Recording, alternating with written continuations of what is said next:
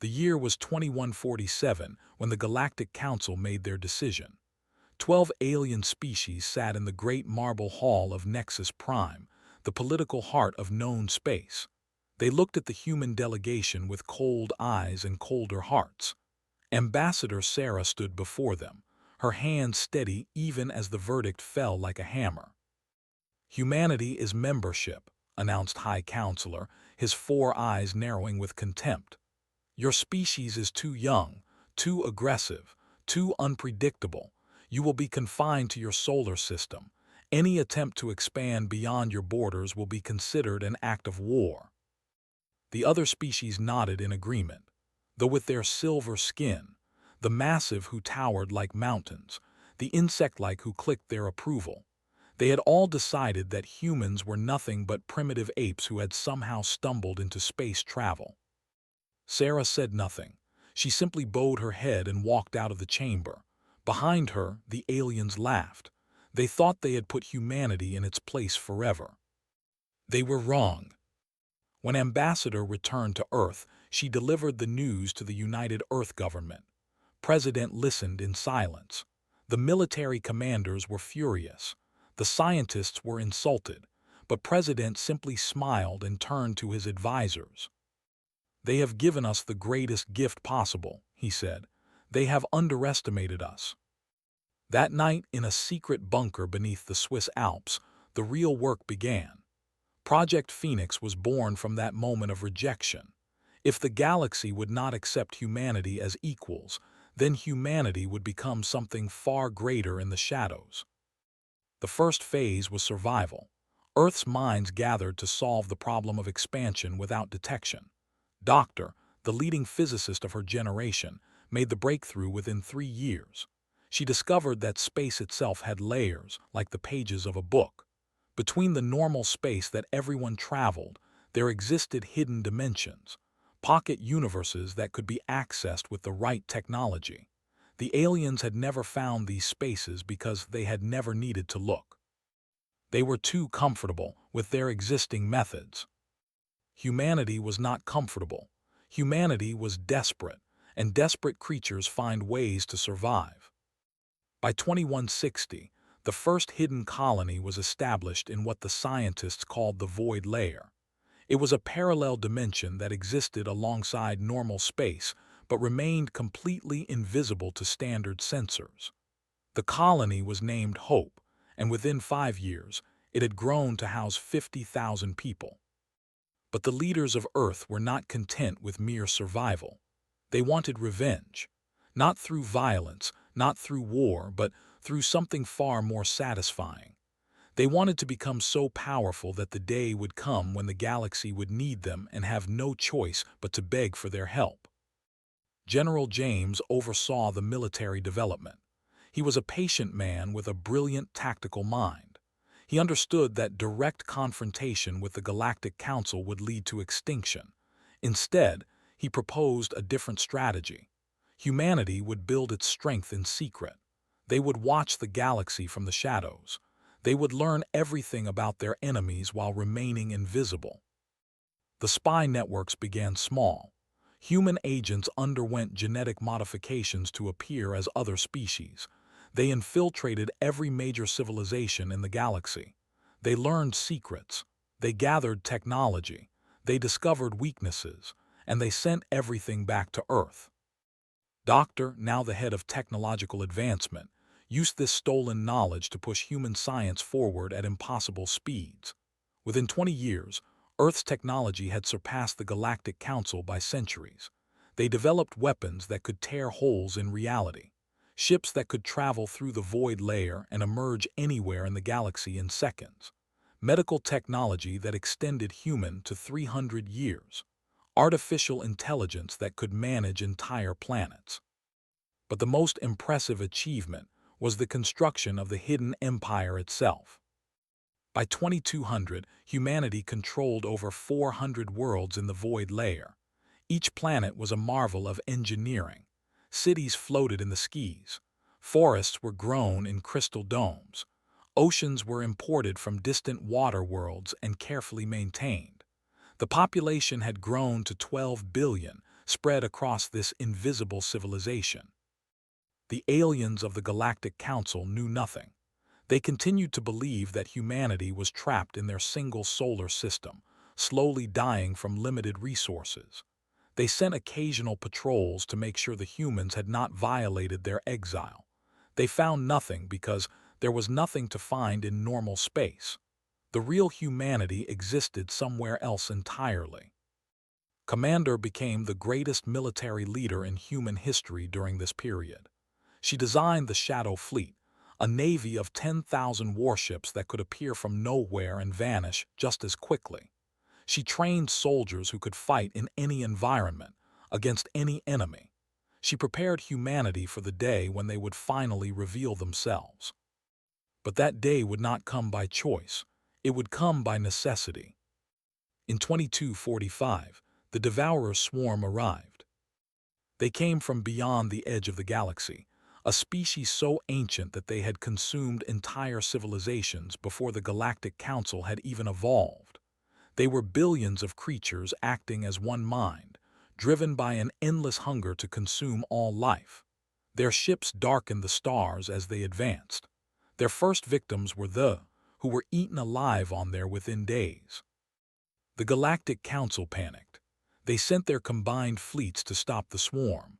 The battle lasted 6 hours.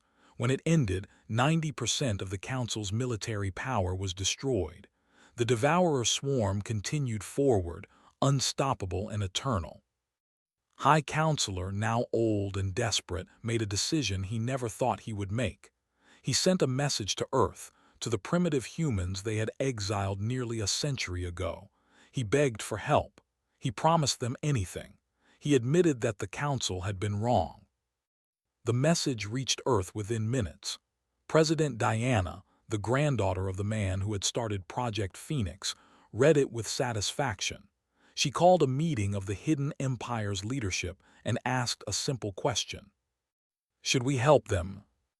The debate lasted 3 days. Many wanted to let the aliens suffer. They remembered the humiliation. They remembered being called primitive apes. They remembered being told they were too young and too aggressive. Some argued that the swarm would eventually come for humanity too, so helping now was simply practical. Others said that humanity had evolved beyond petty revenge and should demonstrate their superior morality. In the end, President made the decision herself. Humanity would help, but on their own terms. The response to the Galactic Council was simple. We accept, stand aside and watch. Commander led the Shadow Fleet into normal space for the first time. 10,000 ships appeared from nowhere, emerging from the void layer in perfect formation. The remaining Council forces watched in disbelief. These were not the crude vessels of a primitive species. These were weapons of unimaginable sophistication, sleek and deadly and beautiful. The Battle of the Crimson Nebula began at dawn on the standard galactic calendar. The Devourer swarm numbered in the millions of ships, each one carrying thousands of hungry creatures. Commander faced them with calm determination. She had prepared for this moment her entire life. The human weapons were beyond anything the galaxy had ever seen. Reality shredders tore holes in space itself, sucking entire swarm fleets into oblivion. Void bombs erased matter from existence. Neural disruptors shut down the swarm's hive-mind connection, turning coordinated armies into confused individual creatures. The battle lasted 4 days, and when it ended, the Devourer swarm was broken. Commander captured the Swarm Queen, a massive creature the size of a moon, and brought her before the Galactic Council. She did not execute the Queen. Instead, she demonstrated something far more impressive. Human scientists had developed a way to communicate with the swarm, to understand their ancient hunger. They discovered that the swarm was not evil. They were simply lost, driven mad by millions of years of wandering without purpose. Doctor's great-grandson, Doctor, offered the swarm a new home, a barren galaxy far from inhabited space where they could feed on uninhabited worlds and find peace. The Swarm Queen accepted. For the first time in their existence, the Devourers would know something other than endless consumption. The Galactic Council watched all of this with growing shame. They had exiled humanity as primitives. They had laughed at the idea of humans contributing anything to galactic civilization. Now they saw the truth. Humanity had not simply survived their exile. They had transcended it. They had become something greater than any species the galaxy had ever known. High Counselor approached President after the battle. He was an old creature now, his four eyes dim with age and regret. He apologized for what the Council had done. He offered humanity full membership, the highest honors, whatever they wanted. President smiled kindly at him. "We do not want membership," she said. "We do not need your acceptance anymore. We spent a century building something better than your council. We built a civilization based on hope instead of fear, on growth instead of stagnation, on unity instead of division." She gestured to the stars around them. "The hidden empire has 400 worlds. We have technology you cannot understand. We have solved problems you did not know existed. We did all of this because you told us we could not." The president paused, letting her words sink in. "We will not join your council. Instead, we will offer you something more valuable. We will share our knowledge. We will help you grow. We will teach you what we have learned. But we will do this as equals, not as members seeking approval. We will do this because it is right, not because we need you." The Galactic Council had no choice but to accept. In the years that followed, the hidden empire revealed itself fully. Humanity opened portals between normal space and the void layer. They invited other species to visit their worlds. They shared their medical technology, extending across the galaxy. They shared their agricultural advances, ending hunger on 100 planets. They shared their philosophical insights, helping ancient civilizations find new purpose. The galaxy changed forever. Wars that had lasted came to peaceful ends. Species that had been enemies for generations found common ground. The old order of the Galactic Council crumbled and was replaced by something new, a true union of equals guided by human principles of compassion and progress. Commander retired to a quiet world in the void layer. She spent her final years teaching young officers about strategy and honor.